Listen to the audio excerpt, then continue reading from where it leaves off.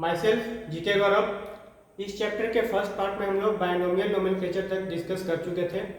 आगे हम लोग देखते हैं नोमेनक्लेचर से रिलेटेड कुछ रूल्स बताए गए हैं एनसीईआरटी में। मेनली 4 रूल्स बताए गए हैं एनसीईआरटी में। देख लेते हैं कौन कौन से रूल्स है। ये सारे रूल्स आपके एग्जामिनेशन पॉइंट ऑफ व्यू से बहुत इंपॉर्टेंट है, तो ध्यान से देखिएगा। पहला रूल है biological names are generally in Latin and written in italics. Biological जितने सारे नेम्स होते हैं वो जनरली लैटिन फॉर्म में होते हैं, और जब भी हम लोग को उन सारे को लिखते हैं वो इटैलिक्स में लिखते हैं। ठीक है। सेकेंड रूल है जो नेम का फर्स्ट वर्ड होता है वो रिप्रेजेंट करता है जीनस, और उसको जेनरिक नेम भी बोलते हैं। ठीक है। सेकेंड वर्ड जो होता है वो स्पेसीज को रिलेट करता है, उसको स्पेसिफिक एपिथेट भी बोलते हैं। ठीक है। थर्ड रूल की तरफ देखते हैं।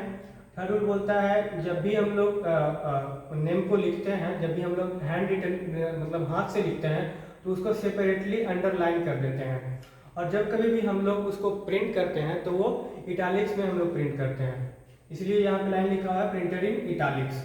अब फोर्थ रूल की तरफ आते हैं। तो फोर्थ रूल बोलता है फर्स्ट वर्ड जो होता है वो स्टार्ट होता है कैपिटल लेटर से हमेशा। अगर वो स्मॉल लेटर से स्टार्ट किया हुआ है तो मतलब वो ऑप्शन रॉन्ग है। सेकेंड वर्ड जो होता है वो स्टार्ट होता है हमेशा स्मॉल लेटर से, तो आप याद रखेंगे फर्स्ट वर्ड जो होता है वो हमेशा कैपिटल से स्टार्ट होगा, सेकेंड वर्ड जो होता है वो हमेशा स्मॉल से स्टार्ट होगा। यहाँ पे मैं आपको एग्जांपल देता हूँ, जैसे मैंने पिछले वीडियो में मैंगो का बताया था, मैंगीफेरा इंडिका। मैंगीफेरा में जो एम है वो कैपिटल से होगा, और जो इंडिका है वो ऑलवेज स्मॉल से स्टार्ट होगा। ठीक है। उसके बाद हम लोग देखते हैं मैंगीफेरा इंडिका, और आगे जब आप पढ़ेंगे रूल के सीधे नीचे में लाइन में लिखा हुआ है मैंगीफेरा इंडिका लीन, यहीं पे लिख के छोड़ दिया। ये लीन जो है वो ऑथर को रिप्रेजेंट करता है, मतलब ये तो सिर्फ एग्जाम्पल लिया हुआ है, जो भी स्पेसीज है उसके जो भी ऑथर होंगे उनका नाम जो है वो नेम के ठीक बाद लिखा हुआ है। यहाँ पे लीन जो है वो कार्लोस लिनियस का नेम लिया गया है। ठीक है। उसके आगे का पॉइंट देखते हैं। All organisms are classified into different taxa. जैसे बहुत सारे ऑर्गेनिज्म है अर्थ पे, उन लोग को हम लोग डिफरेंट टैक्सा में मतलब कैटेगरी वाइज बांटते गए हैं, उसको हम लोग बोलते हैं उस प्रोसेस को बांटने के प्रोसेस को बोलते हैं टैक्सोनॉमी। उसके आगे जब आप पढ़ेंगे तो आपको एक और लाइन इंपॉर्टेंट मिलेगा, ये भी line examination point of view से उतना ही इंपॉर्टेंट है। जैसे लाइन बोलता है कि human beings want to know about different organisms and also wants to know the relationship between them. ये जो लाइन है ना, also wants to know the relationship between them, इसको बोलते हैं this process is called systematics. ये line है, ये सिस्टेमैटिक्स जो है ये ऑप्शन में आपको कई क्वेश्चन में मिल जाएगा।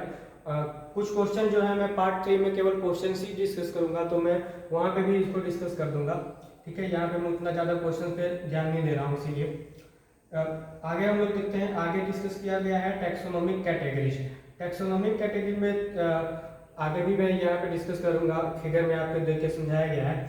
उसमें पहला आता है कैटेगरी स्पीसीज। स्पीसीज जब आप पढ़ेंगे उसमें आपको कुछ एग्जांपल्स मिलेंगे। एग्जांपल्स में फर्स्ट एग्जांपल मिल जाएगा आपको पैंथेरा का। पैंथेरा में मेनली हम लोग टिग्रिस को बोलते हैं पैंथेरा। सेकंड है ह्यूमन बींग। ह्यूमन बींग को हम लोग सेपियंस स्पीसीज में पढ़ते हैं, और पैंथेरा को टिग्रिस में पढ़ते हैं। ठीक है। ह्यूमन बींग का जो साइंटिफिक नेम होता है वो होता है होमो सैपियंस।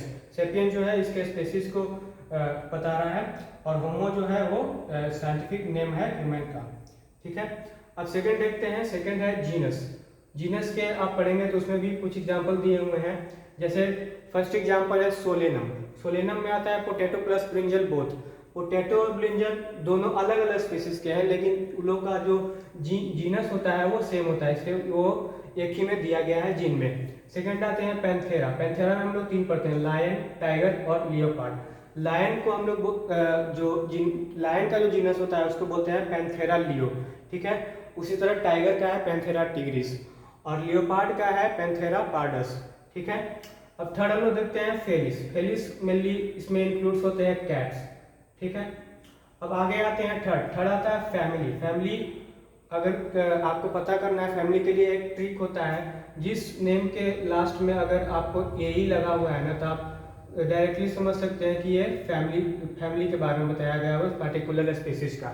इसमें देखते हैं इन प्लांट्स। जैसे इसमें 2 बताया गया है, प्लांट्स के कुछ एग्जांपल और एनिमल के कुछ एग्जांपल। तो प्लांट में सबसे पहला आपका है सोलेनम, सेकंड है पेटनिया, और थर्ड है धतूरा। ये तीनों जो है ये सोलेनेसी फैमिली में है। सोलेनेसी फैमिली क्या होता है, ये हम लोग जब मॉर्फोलॉजी जब कराएंगे 11th का आपका है, वो जब मैं मॉर्फोलॉजी डिस्कस करूंगा तो सोलेनेसी के बारे में अच्छे से मैं बता दूंगा पूरा डिटेल उसके बारे में क्या है। ठीक है, आगे हम लोग देखते हैं।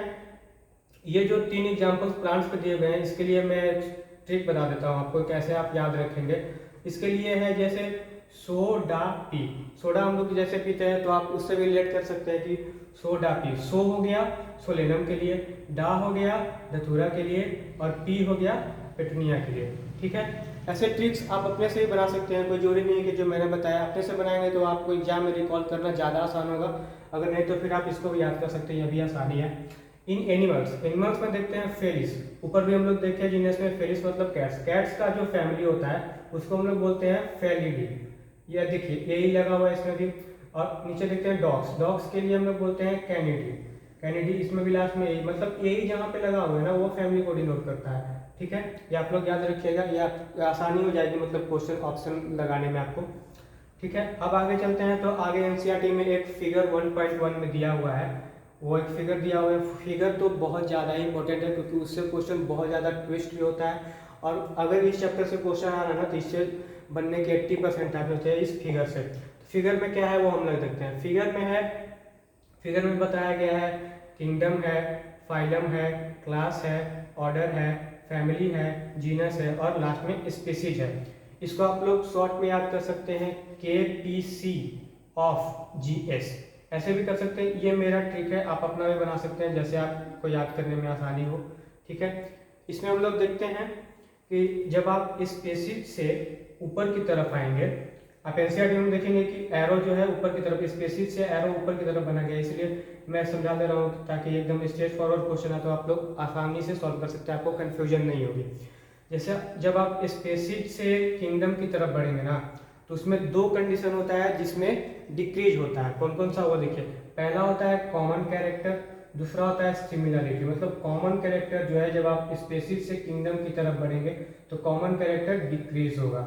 या आप लोग याद करिए ये लाइन भी लिखा हुआ है नीचे में, एकदम नीचे में आप जब पढ़ेंगे ना बुक के तो वो एकदम नीचे में लिखा हुआ है, या आप लोग अंडरलाइन कर लीजिएगा या मार्कर होगा तो आप मार्क कर लीजिएगा, बहुत इंपॉर्टेंट आइडिया है। और फिर इसी से मिलता जुलता ये सिमिलरिटी के बारे में तो नहीं बताया गया लेकिन क्वेश्चन घुमाने के लिए ये आपको पूछ देता है। जैसे सिमिलरिटी भी है तो वो भी डिक्रीज करेगा, केवल इंक्रीज एक ही चीज करता है कि जब आप नीचे मतलब स्पीसीज से किंगडम की तरफ बढ़ेंगे तो जो डिफिकल्टी है वो आपका इंक्रीज करेगा। ठीक है, मतलब उतना ही ज़्यादा डिफिकल्ट होगा आपका ऑर्गेनिज्म को पहचानना कि कौन सा ऑर्गेनिज्म किस में है।